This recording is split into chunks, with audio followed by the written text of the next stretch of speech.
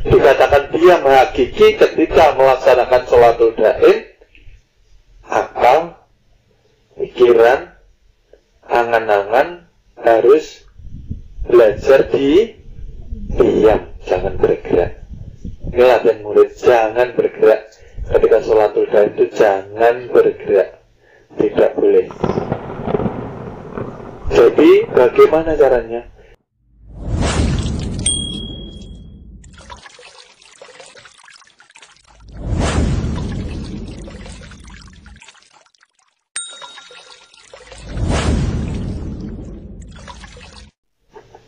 Makanya di sini hati-hatilah menjaga badan jasmani, ya.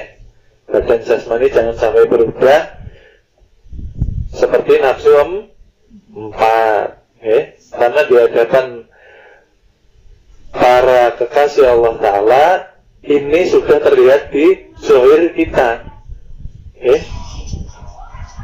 Di zahir kita. Makanya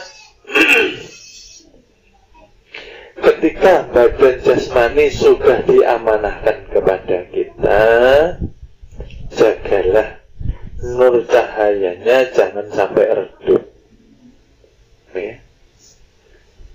Jangan semena-mena, ya. Jangan menahan badan jasmani dari ibadahnya, ya. Karena ini awal daripada perjalanan kita, Kalau kita badan jasmani tidak bisa menjaga,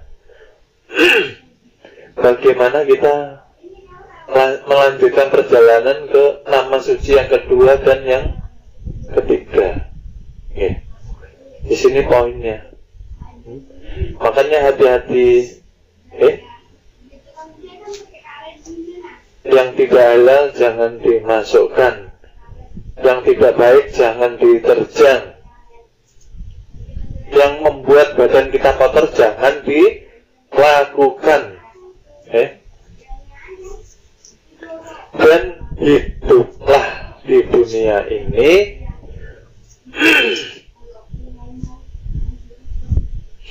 dengan kemuliaan dari Allah Subhanahu wa Ta'ala.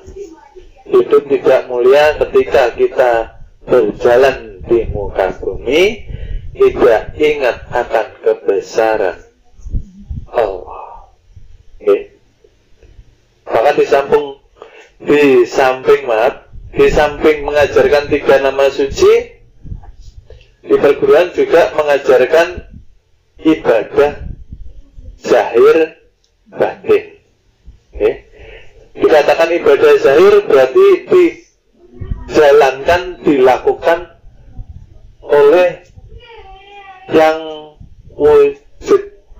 Dikatakan ibadah syariat. Bikin nahwu sorof letaknya di badan jasmani. Tapi ketika menjalankan itu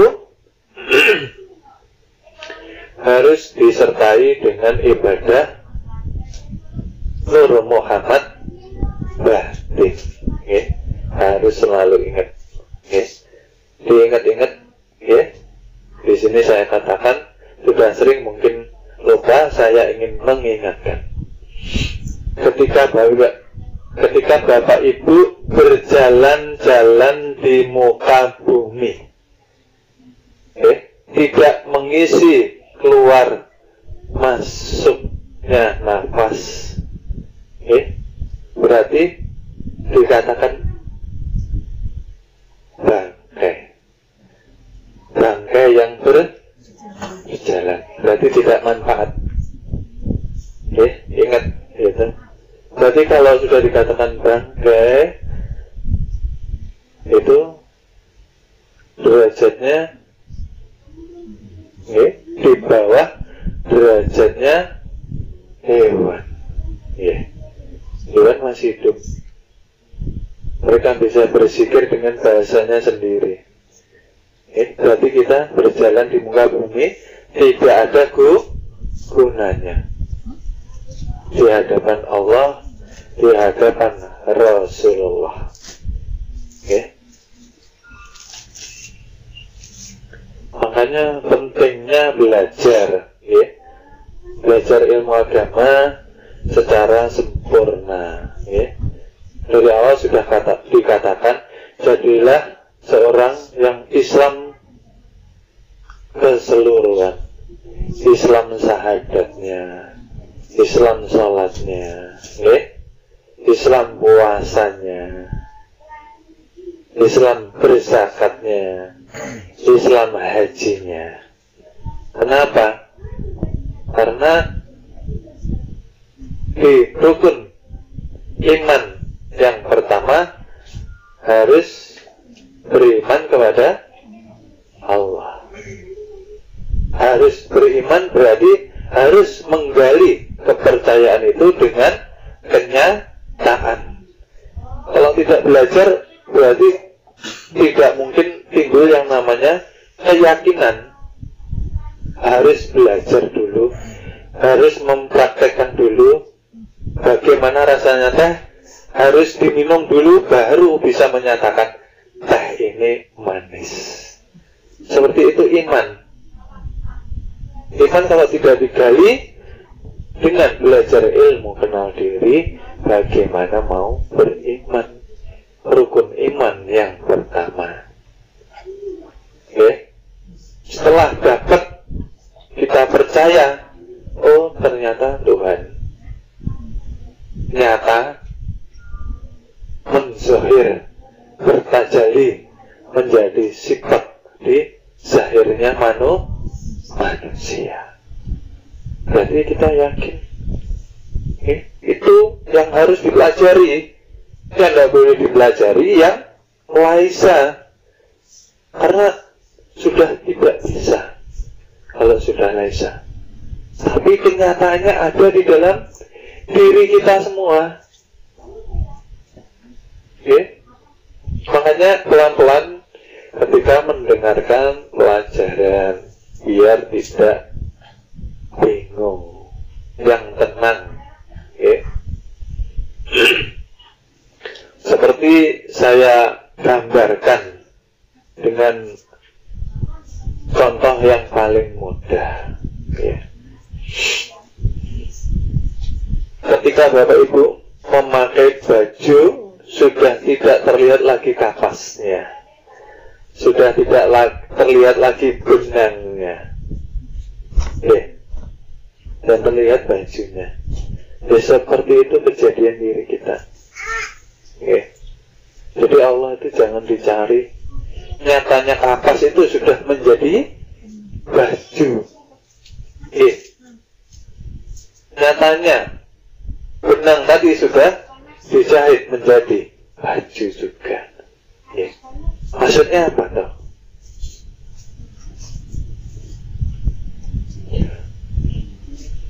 Badan yang terwujud kepada Bapak Ibu itu tadi siapa yang membuat?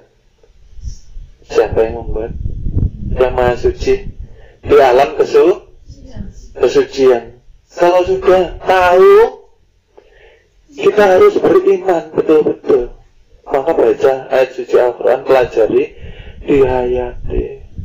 Kalau sudah yakin, berarti yakinlah badan jasmani ini nanti yang melindungi, yang merawat, yang menjaga siapa? Allah Subhanahu wa Ta'ala, Zat yang Maha Suci, yang membuatnya. Yeah. Setelah tahu, maka jangan lagi diakui. Hati-hati. Bagaimana cara untuk melepas keakuannya?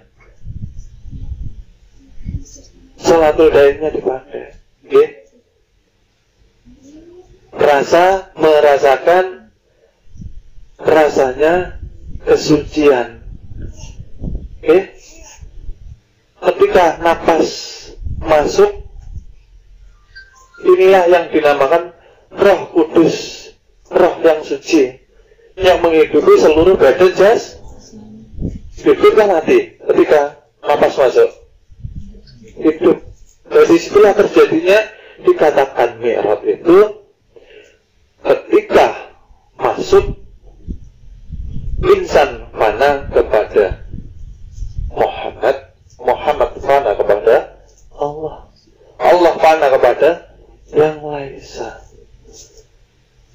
Oke, itu naik ketika masuk Roh Kudus menghidupi. Oke, jadi Roh Kudus tempatnya di mana? Oke, ketika nafas masuk.